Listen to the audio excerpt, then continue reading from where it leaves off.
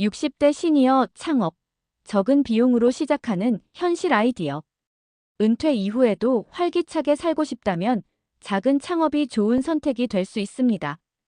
이번 영상에서는 적은 비용으로도 시작할 수 있는 시니어 창업 아이디어를 소개합니다. 큰 돈이 없어도 가능한 창업 아이디어. 경험과 생활 지혜를 살린 현실적인 방법. 안정적이고 꾸준히 이어갈 수 있는 생활형 창업. 구독과 좋아요는 더 많은 분들이 이 영상을 만나는 힘이 됩니다. 주변에 함께 나누고 싶은 분께 공유도 부탁드립니다. 개인 상황에 따라 다를 수 있으니 필요하다면 전문가 상담을 권장합니다. 여러분 은퇴 후에 가장 많이 고민하는 것이 바로 경제적인 부분입니다. 특히 고정 수입이 줄어들고 생활비는 계속 필요하다 보니 불안감이 커질 수밖에 없습니다. 그래서 많은 분들이 창업을 생각하시지만 가장 먼저 떠오르는 걱정이 바로 돈 문제입니다. 큰 자본이 있어야 창업이 가능하다고 생각하시지만 사실 꼭 그렇지만은 않습니다. 적은 비용으로도 시작할 수 있는 길이 많습니다. 오늘은 그 아이디어를 함께 나누겠습니다. 우선 첫 번째로 소개할 아이디어는 배달 반찬 가게입니다. 특별한 매장을 마련하지 않아도 집에서 조리해 배달이나 포장 판매로 시작할 수 있습니다. 특히 요즘 1인 가구와 맞벌이 부부가 늘면서 집밥을 찾는 수요가 커지고 있습니다. 시니어분들은 오랜 요리 경험과 손맛이 있기 때문에 경쟁력이 충분합니다. 시작할 때는 위생 허가와 간단한 온라인 홍보만 준비하면 됩니다. 두 번째 아이디어는 원예 텃밭 재배입니다.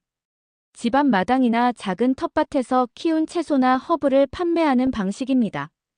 도시에서도 옥상이나 베란다 텃밭을 활용할 수 있습니다. 씨앗이나 모종을 심고 수확하여 소규모 시장이나 온라인 직거래 플랫폼을 통해 판매할 수 있습니다. 농사 경험이 있는 분이라면 더 쉽게 시작할 수 있고 경험이 없는 분이라도 온라인 강좌나 마을 교육을 통해 배울 수 있습니다. 무엇보다 초기 비용이 거의 들지 않는 것이 장점입니다. 세 번째 아이디어는 생활 돌봄 서비스입니다. 아이 돌봄, 반려동물 산책, 집안 간단한 수리, 가사 도우미 등 생활에 꼭 필요한 도움을 제공하는 것입니다. 체력적으로 무리가 없고 본인이 할 수 있는 범위에서 서비스 항목을 정하면 됩니다. 특히 시니어는 신뢰와 책임감이 강해 고객에게 좋은 평가를 받을 가능성이 높습니다. 여기서 잠깐, 여러분은 어떠세요?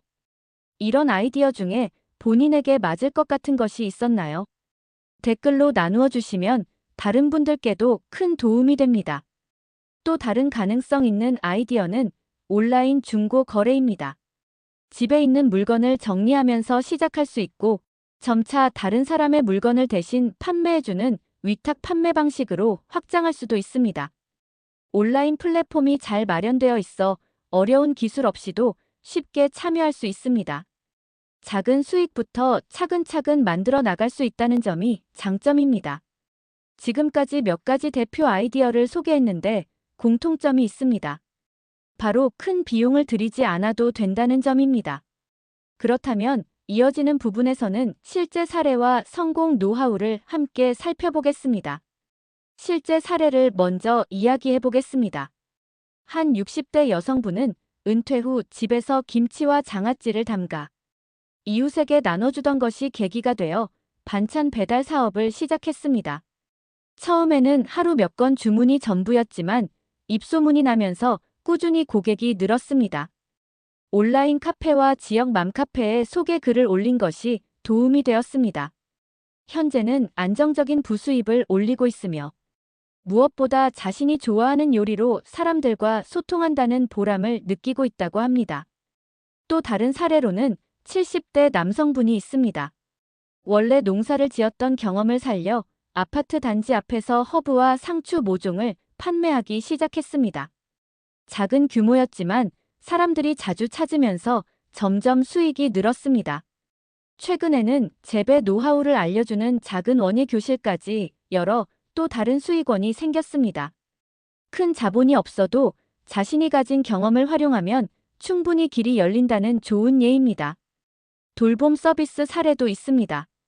은퇴 후 시간이 많은 한 부부는 이웃집 반려견을 산책시켜주면서 용돈을 벌기 시작했습니다. 이웃과 신뢰가 쌓이면서 다른 집에서도 부탁이 들어왔고 지금은 소규모 펫시터로 자리 잡았습니다.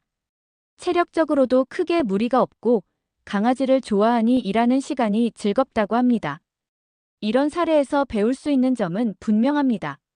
적은 비용으로 시작해도 꾸준히 하면 점차 안정적인 수익을 만들 수 있다는 것입니다. 중요한 것은 처음부터 큰 수익을 기대하기보다 작은 성과를 차곡차곡 쌓는 태도입니다. 여기서 실천 팁 몇 가지를 알려드리겠습니다. 첫째, 너무 많은 분야를 동시에 시도하지 말고 한 가지에 집중해야 합니다. 둘째, 홍보는 가까운 이웃과 지인부터 시작해 점차 온라인으로 확장하는 것이 좋습니다. 셋째, 가격은 욕심내지 말고 합리적으로 책정해야 고객이 꾸준히 찾습니다. 혹시 이런 생각을 해보신 적 있나요? 내 나이에 할 수 있을까라는 불안감 말입니다. 하지만 실제 사례에서 보듯이 시니어의 경험과 책임감은 오히려 큰 장점이 됩니다. 연륜에서 나오는 신뢰는 젊은 세대가 쉽게 따라오기 어렵습니다. 또 하나 중요한 점은 체력 관리입니다. 창업을 한다고 해서 몸에 무리가 가는 일을 무리하게 하면 오래가지 못합니다. 본인의 건강 상태에 맞춰서 선택하는 것이 무엇보다 중요합니다. 특히 돌봄 서비스나 배달 형태의 창업은 체력 소모가 크므로 사전에 준비 운동과 생활 습관 관리가 필요합니다. 이제 마지막 파트에서는 실제로 시작할 때 준비해야 할 구체적인 단계와 주의사항을 하나하나 알려드리겠습니다. 이제 구체적으로 어떻게 시작하면 좋을지 단계별로 정리해 보겠습니다. 첫 번째 단계는 아이디어 선정입니다. 자신이 좋아하고 잘할 수 있는 것을 중심으로 정해야 오래 지속할 수 있습니다.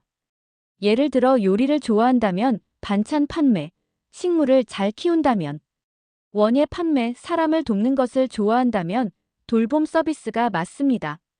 두 번째 단계는 작은 실행입니다. 큰 투자나 장비를 구입하기 전에 시범적으로 시작해보는 것입니다.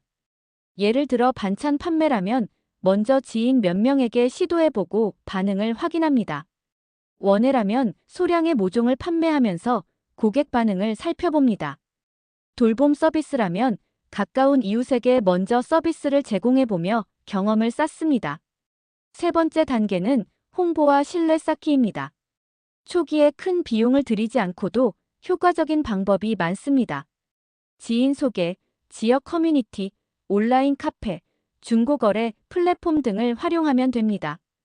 특히 고객의 후기는 신뢰를 쌓는 가장 중요한 요소이므로 항상 정직하고 성실하게 대응하는 것이 필요합니다. 여기서 주의해야 할 점도 있습니다. 첫째, 법적 허가가 필요한 경우 반드시 확인해야 합니다. 예를 들어 음식 판매는 위생 허가가 필요하고 돌봄 서비스는 보험 가입이 안전합니다. 둘째, 수익이 발생하면 세금 신고를 잊지 말아야 합니다. 처음에는 소액이지만 차후 문제가 될 수 있으니 작은 금액부터 정확히 관리하는 것이 좋습니다. 마지막으로 자신만의 차별화를 만드는 것이 장기적으로 도움이 됩니다. 같은 반찬 판매라도 건강식을 전문으로 한다든지, 원예 판매에서도 희귀 식물을 키운다든지, 돌봄 서비스에서도 반려동물 훈련까지 함께 제공한다든지 하는 식으로 차별점을 두면 고객이 더 오래 찾습니다. 여러분은 어떤 아이디어가 마음에 드셨나요? 댓글로 나눠주시면 다른 분들에게도 큰 힘이 될 것입니다. 작은 시작이지만 꾸준히 이어가면 분명히 보람과 수익을 동시에 얻을 수 있습니다. 오늘 내용을 간단히 정리하면 첫째, 큰 비용 없이도 시작 가능한 아이디어가 많다는 점, 둘째, 실제 사례에서 배울 수 있다는 점, 셋째, 작은 실행과 꾸준함이 성공을 만든다는 점입니다. 여러분도 지금 바로 작은 첫걸음을 내딛어 보시길 바랍니다.